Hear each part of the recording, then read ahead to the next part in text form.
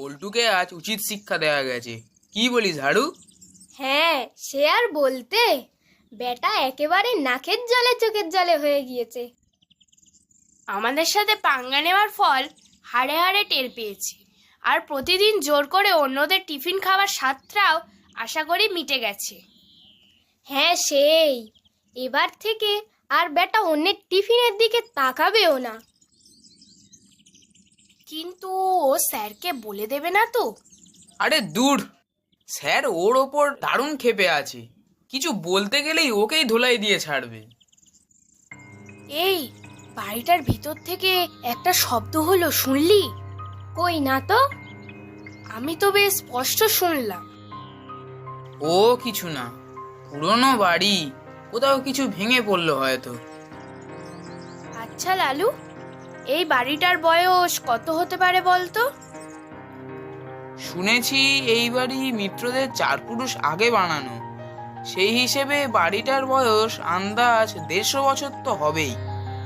এখানে তো কাউকে থাকতে দেখিনি কখনো। ঠাকুরদার কাছে একবার শুনেছিলাম ওরা প্রায় 20 বছর আগে এই বাড়ি ছেড়ে বড় শহরে চলে গেছে। তারপর এসেছিল যদিও কয়েকবার। আচ্ছা, তারাই কেউ আসেনি তো নিজেদের ঘর বাড়ি দেখতে? আরে না রে, কেউ এলে তো গ্রামবাসীরা নিশ্চয়ই খবর পেত। এই শোন শোন, শব্দটা আবারও হচ্ছে। হ্যাঁ, আমিও তো শুনতে পাচ্ছি, কিন্তু শব্দটা কিসের হতে পারে বলতো? তাই তো মনে হচ্ছে কিছু টেনে নিয়ে যাওয়া হচ্ছে। চল তো দেখি। ওরে বাবা, একদম না, নির্ঘাত ভুতুড়ে কাণ্ড। না বাবা, আমি যাচ্ছি না। তার থেকে চল বাড়ি যাই। সন্ধ্যা হয়ে এসেছে, বাড়িতে চিন্তা করবে। আরে চুপ কর তো ভিতর ডিম, আয় আমার সাথে দেখি। চল তো, কিসের শব্দ ওটা? ওরা সিঁড়ির দিকে এগিয়ে এলো। পুরনো ধাঁচের দোতলা বাড়ি। বেশ কিছু জায়গায় রং নষ্ট হয়ে গেলেও বাড়িটা এখনো বেশ সুন্দর আছে। ওই দেখ, দরজাটায় তো কোনো তালা নেই। হ্যাঁ, তাই তো দেখছি। দেখি চল তো।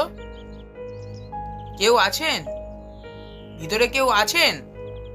কেউ আছেন বাড়িতে? এই চ বাড়ি যাই। কি দরকার আছে ভেতরে ঢোকার? কোনো সাড়া শব্দ না পেয়ে লালু দরজাটায় চাপ দিতেই দরজাটা খুলে গেল।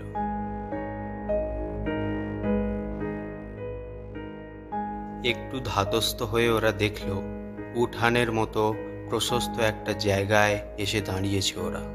জায়গাটিকে ঘিরে 3 দিক থেকে 2টি করে ঘর। বহুদিনের পরিত্যক্ত বাড়ি। চারিদিক ধুলো আর মাকড়সার জালে ভরে আছে।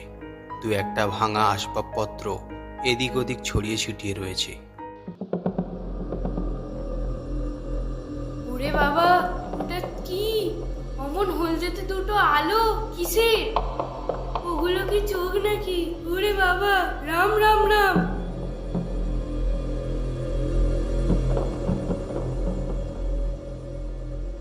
ওরা দেখল অন্ধকারের সাথে মিশে মেঝেতে বসে একটা লোমশ প্রাণী এক দৃষ্টিতে তাদের দিকেই তাকিয়ে আছে।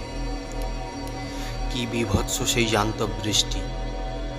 বন্য আকৃতির বড় সড়ো সেই প্রাণীটা দেখে বিড়াল বলেই মনে হয়। তবে এত বড় আর ভয়ঙ্কর দেখতে একটা কালো বিড়াল ওরা এর আগে কখনো দেখেনি। হুস হুস, যা যা। এই লালু, কি করছিস কি? ওরে বাবা, ওটা তো নড়ছে বলে মনে হচ্ছে। ওটা কি আমাদের দিকেই আসছে নাকি? পালা ভব, পালা।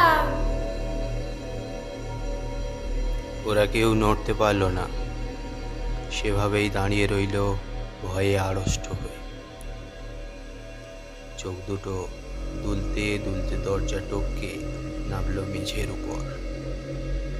এমনভাবে ওটা সামনের দিকে এগিয়ে এসে দাঁড়ালো যেন এই ঘরে অনধিকার প্রবেশের জন্য কৈফিয়ত নিতে এসেছে। এভাবেই কয়েক মিনিট দাঁড়িয়ে ওটা মুখ ঘুরিয়ে আস্তে আস্তে এগিয়ে গেল উল্টো দিকের খোলা দরজাটির দিকে।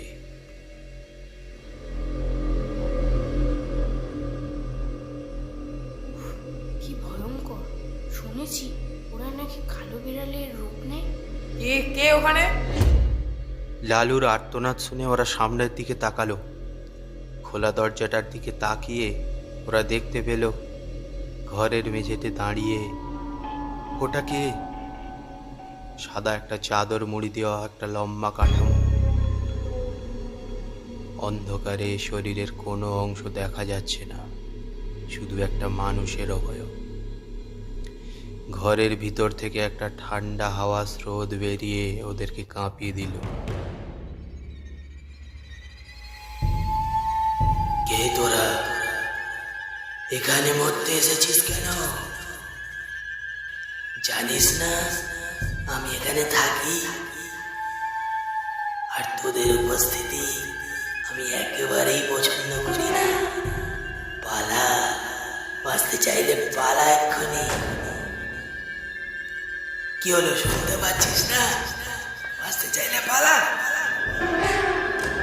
সবাইকে বলে দিস আমি এখানে থাকি, আর আমাকে কেউ বিরক্ত করতে এলে